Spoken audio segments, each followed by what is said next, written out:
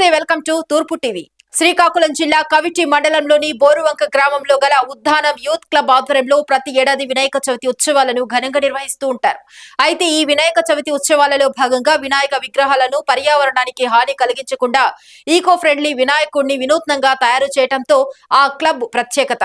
అందులో భాగంగా ఈ ఏడాది ముగ్ధ గణపతి పెసర విత్తనాలు వేసి నారుతో తయారు చేసిన విగ్రహాన్ని క్లబ్కు చెందిన ప్రముఖ శిల్పి బైరి తిరుపతి తయారు చేశారు. 2012 నుండి ఇప్పటి వరకు ప్రతి ఏడాది ఈకో ఫ్రెండ్లీ వినాయకుడిని తయారు చేస్తూ వస్తున్నారు.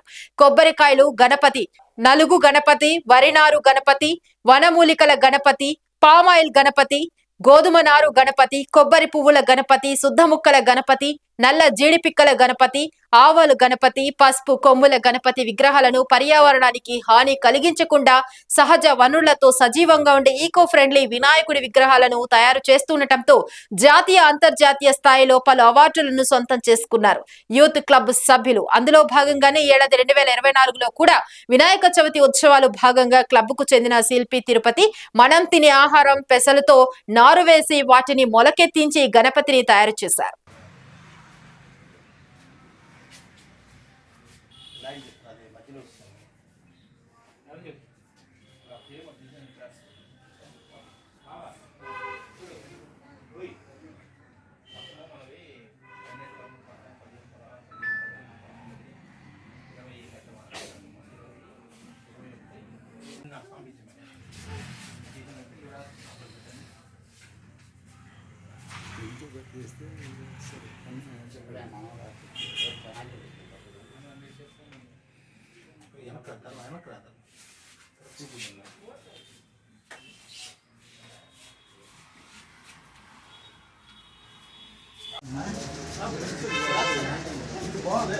భగవంతుడు పసుపు కుంకుమ అవన్నీ బట్టలు ఇప్పది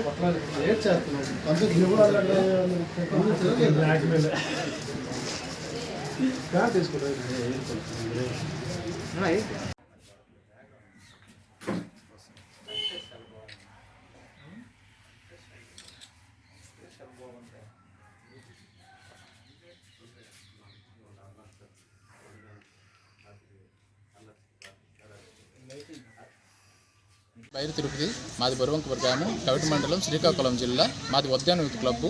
మేము గత 18 ఏళ్లుగా వినాయకుడి విగ్రహాలు తయారు చేస్తున్నాము. అందులో వినూత్నమైన విగ్రహాలు తయారు చేయాలనే ఉద్దేశంతో ప్రకృతి హితమైన విగ్రహాలు తయారు చేస్తున్నాము. 2012లో కొబ్బరికాయలతో వినాయకుడు తయారు చేసామండి. 2013లో నలుగుపిండితో వినాయకుడు తయారు చేసాము. 2014లో వరినారుతో వినాయకుడు చేసాము. దీనికి ఇండియన్ బుక్ ఆఫ్ రికార్డులో చోటు లభించింది. అలాగే 2015లో వనమూలికలతో వినాయకుడు తయారు చేసాము. 2016లో పామాయిల్ కాయలతో వినాయకుడు తయారు చేసామండి. 2017లో గోధుమ నారుతో వినాయకుడు తయారు చేసాము. దీనికి లింకా బుక్ ఆఫ్ రికార్డులో చోటు లభించింది. అలాగే 2018లో కొబ్బరి పువ్వులతో వినాయకుడు తయారు చేసాము. 2019లో 3500 శుద్ధ ముక్కలతో ప్రతి శుద్ధ ముక్కపై గణేష్ పెడుతూ అలా 3500 శుద్ధ ముక్కలతో వినాయకుడు తయారు చేసాము. దీనికి high range book of record, champion book of record, Telugu book of రికార్డులో చోటు లభించిందండి. అలాగే 2020లో పలకిలో గణేష్ తయారు చేసాము. 2021లో నల్లజీడి పిక్కలతో వినాయకుడు తయారు చేసాము. 2022లో ఆవాలో గణేష్ తయారు చేసాము. 2023లో హరిద్ర గణపతిని పచ్చిపసుపుతో వినాయకుడు తయారు చేసాము. ఈ ఏడాది వినూత్నంగా పెసర నారుతో వినాయకుడు తయారు చేసాము. మాకు ప్రభుత్వం గారిని ప్రోత్సహిస్తే ఎందుకంటే వినూత్నమైన విగ్రహాలు తయారు చేస్తామని మనం చేసుకుంటున్నాం. నమస్కారం.